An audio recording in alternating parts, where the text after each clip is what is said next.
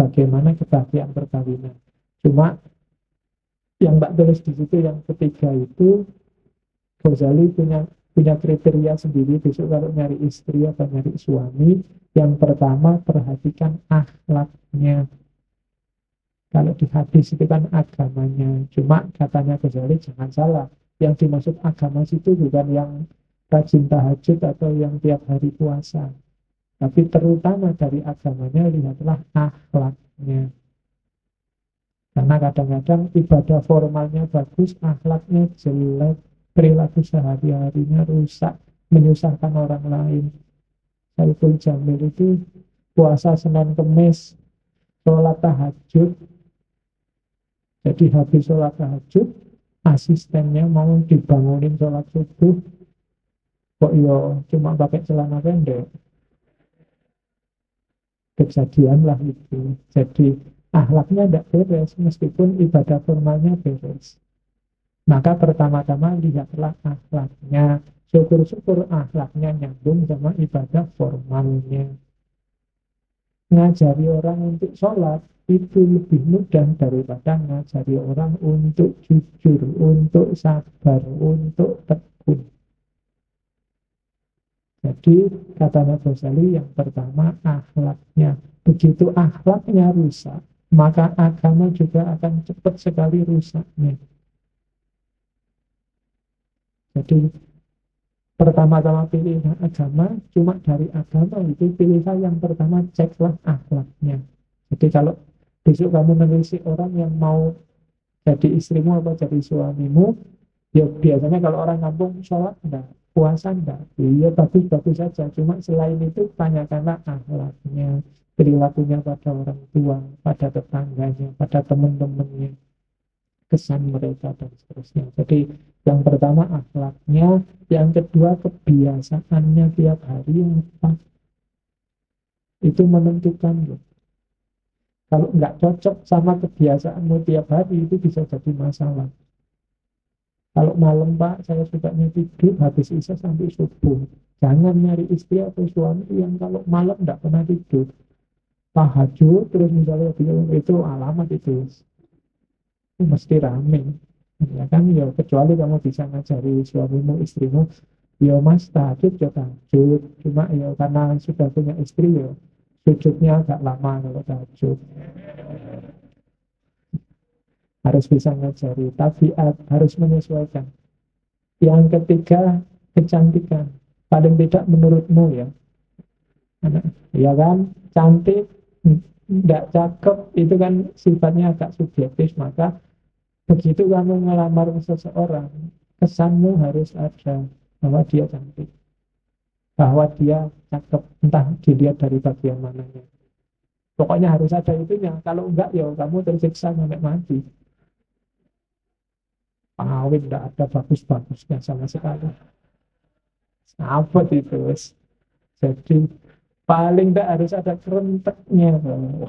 Meskipun orang lain dulu kok mau kayak gitu, nggak apa-apa. Penting kamu sendiri merasa bahwa dia ada unsur cakepnya. Entah dilihat dari belakang atau dari atas.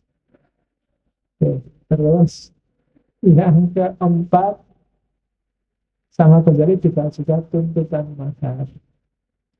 Mahar itu katanya Ghazali jangan mau terlalu mahal, mesti di belakang jadi masalah, atau terlalu murah juga akan jadi masalah. Sekarang kan murah, kamu bondo 1.000 beli Quran sama sajadah, atau nunggu dikasih sajadah temenmu yang habis umroh kan sah sudah. Ya kan itu terlalu murah. Oke, dulu saya punya temen itu masih kuliah sudah nikah. Maharnya seperangkat alat sholat. Cuma karena sebelum ijab itu diajak ngobrol sama KUA-nya. Sekolahnya di mana? Sekolahnya di IAIN. Waktu ijab kabul dia salah. Harusnya seperangkat alat sholat, itu seperangkat alat sekolah. Dibayar tunai. Nah, enak kalau seperangkat alat sekolah kan pensil, pulpen itu.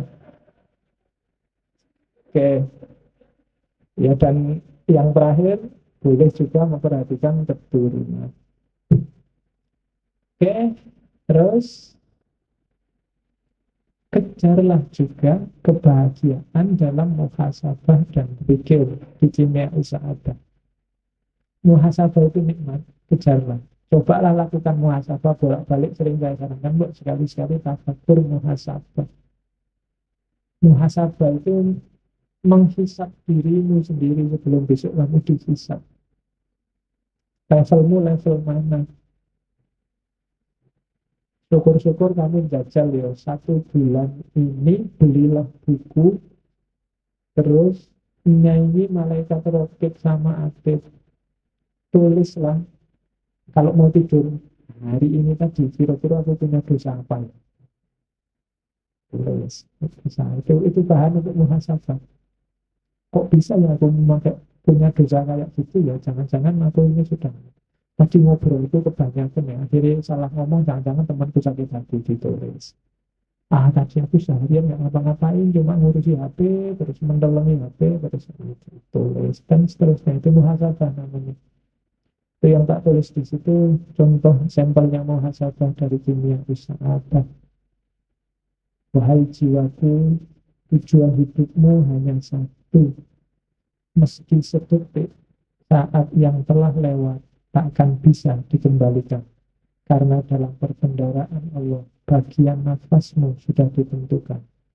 Tak bisa ditambah atau dikurangi.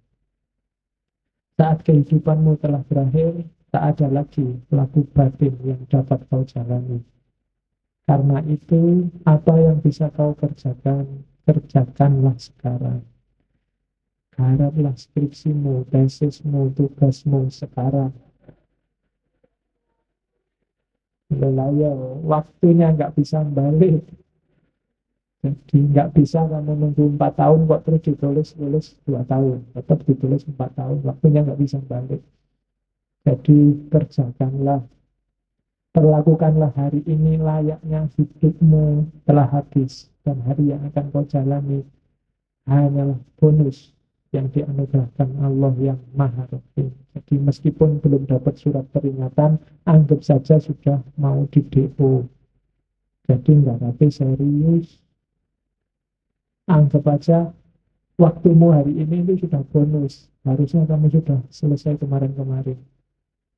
Nah, itu muhasabahnya mahasiswa semester 2. Ya, kamu hitung-hitung sendiri lah ya, dihisab sendiri dirinya. Kamu sudah bisa. Itu muhasabah. Kalau zikir, katanya Ghazali ada 2 jenis zikir. Yang pertama, zikirnya para wali. Zikirnya para wali itu anytime, setiap detik, dimanapun, kapanpun, semua gerak tubuhnya adalah zikir. Tidak cuma mulutnya. Ada juga zikir ashabul yamin. Zikir ashabul yamin itu kalau ingat ya zikir, kalau enggak ya lupa. Tidak apa-apa. Begitu ingat, pikir lagi. Tapi terus sibuk apa, lupa lagi, ingat lagi, tidak apa, orang kayak gini masih sangat baik, namanya ashabul yamin. Yang jelek adalah orang yang melupakan zikir atau secara sengaja memang tidak mau berpikir. Zikir itu nggak harus kamu patok sekian ribu kali dengan kalimat apa. Yang penting hatimu merasa bahwa ada Allah yang selalu mengawasi, Allah yang hadir selalu dalam hidupmu, terus rasakan itu. Orang yang makomnya wali itu sudah merasa tiap hari jajar sama Allah. Jadi otomatis seluruh gerak tubuhnya itu gerak tubuh yang berzikir. Jadi itu 2 jenis zikir. Kita mungkin masih di makom yang kedua. Atau minimal kita harus ada di situ. Begitu kita sibuk apa, Allah lupa, kelupaan. Tapi tiba-tiba, oh iya, aku kan harus Allah. Balik lagi ke Allah. Nanti sibuk lagi mikir, apalagi harus balik. Jadi terus bolak-balik itu tidak apa-apa. Paling tidak yang semacam itu namanya ashabul yamin. Kuncinya bahagia kayak tadi ya, membereskan nafsu sama amarah. Hasilnya nafsu sama amarah itu akhlak yang mulia. Untuk akhlak mulia, katanya Ghazali, jalannya ada 3. Bisa dipaksa, bisa dibiasakan, bisa dengan cara tafakkur. Ada orang yang Mikir nggak bisa, dilatih nggak bisa, atau nggak mau, maka harus dipaksa. Jujur itu kalau memang susah sekali ngelatih orang jujur, dipaksa. Mungkin dibikin undang-undang, dibikin hukum, barang siapa nggak jujur dihukum. Itu paksaan. Karena manusia itu mudah ketipu. Maka untuk bisa bahagia, taklukkan dirimu, dan hasilnya menaklukkan diri itu akhlak mulia. Untuk membentuk akhlak mulia, paksalah. Atau seandainya unsur paksanya kurang kuat, biasakan. Pak, saya biasanya bohong ya Pak, ya pelan-pelan, jujur, dikit-dikit. Pak, saya sholat malam itu berat ya Pak, yo habis isya. Pelan-pelan, nanti lama-lama terbiasa. Biasakan aja. Karena manusia itu tidak ada sesuatu yang ringan atau berat kecuali dia sudah dibiasakan. Kalau dibiasakan yang berat bisa jadi ringan. Kalau nggak terbiasa, ringan pun jadi berat luar biasa. Sholat duha misalnya itu kan ringan. Pagi kamu nganggur nggak ada apa-apa. Tapi kalau nggak dibiasakan juga rasanya sangat berat. Jadi biasakan, dan yang terakhir untuk lebih memudahkan pembiasaan, akalmu harus setuju. Untuk akalmu setuju, tafakur, mikir. Dan untuk belajar mikir yang benar, kamu harus ngerti filsafat. Ya, makanya kamu ada ngaji filsafat. Terus orang yang akhlaknya jelek di kimia itu ada 4 jenis. Perangilah 4 jenis akhlak jelek ini. Yang pertama orang bodoh. Yang kedua sudah bodoh sesat. Yang ketiga sudah bodoh sesat fasik lagi. Yang keempat sudah bodoh sesat fasik jelek. Iya, numpuk-numpuk itu. Nah, perangilah. Ya, yang lebih nomor satu, orang bodoh itu gampang diatasi. Bodoh tapi sesat, jalannya salah, ya gampang diingatkan dari kesesatannya. Lebih mudah nomor 3, sudah bodoh sesat fasik. Fasik itu berarti memang dia niat melakukan kejelekan, itu lebih susah diingatkan. Atau jelas ingin melakukan kejelekan dan dia sendiri memang jelek aslinya, wah itu lebih susah lagi. Jadi perangi 4 hal ini. Jadi lawannya akhlakul karimah itu akhlakul mazmumah. Akhlak mazmumah itu 4 karakternya ini. Dan ini trouble-nya katanya Ghazali. Setelah ini takluk, orang bisa masuk ke ranah akhlakul karimah. Dan akhlakul karimah itu kuncinya adalah menaklukkan diri sendiri. Kuncinya menaklukkan diri sendiri, kenali diri. Kayak tadi, kenali Allah, kenali duniamu, maka akhiratmu akan bahagia. Nah, itu kimia usaha dari Ghazali. Nah, Ghazali membahas khusus kenikmatan dunia itu tentang musik. Karena mungkin di era itu ada kritik-kritik terhadap sufi yang pakai musik, pakai puisi, pakai nyanyi-nyanyi. Katanya Ghazali, apa musik itu haram atau halal tergantung yang dibangkitkan apa. Musik itu kan yang disentuh jiwa. Nah, yang dibangunkan dari jiwamu itu apa? Tadi kan jiwamu ada setan, ada malaikat, ada kebinatangan. Kalau yang dibangkitkan yang negatif-negatif, hasrat kebinatangan, maka dia haram. Tapi kalau dia membangkitkan sesuatu yang bikin kamu lebih dekat sama Allah, maka dia halal. Jadi teori musik itu kan selama ini orang debat, boleh nggak musik selawatan pakai musik, kemudian berdoa diiringi puisi biar lebih nyaman. Kalau bagi Ghazali, asal itu bikin kamu semakin dekat sama Allah, maka boleh. Tapi kalau dengan musik itu yang bangkit dalam jiwamu adalah hasrat-hasrat kebinatangan atau kesetanan, maka jangan. Dengar musik koplo, dengar dangdut yang goyang barbel, goyang apa itu kan, yang bangkit kan pasti enggak, kamu lihat masuk ingat ya Allah kan, enggak mesti. Pasti kalau lihat itu bukan Allah yang muncul di kepalamu kan, mesti isinya kayak gimana ya, mesti jadi pikiranmu mesti yang aneh-aneh. Nah yang kayak gitu katanya Ghazali, enggak, yang kayak gitu ya haram.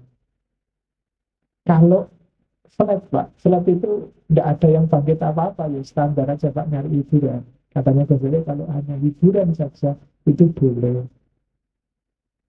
Jadi ya suka aja Pak, misalnya musik klasik Pak, saya enggak tahu Pak, musik klasik itu enggak bangkit apa-apa, malah ngantuk saya Pak.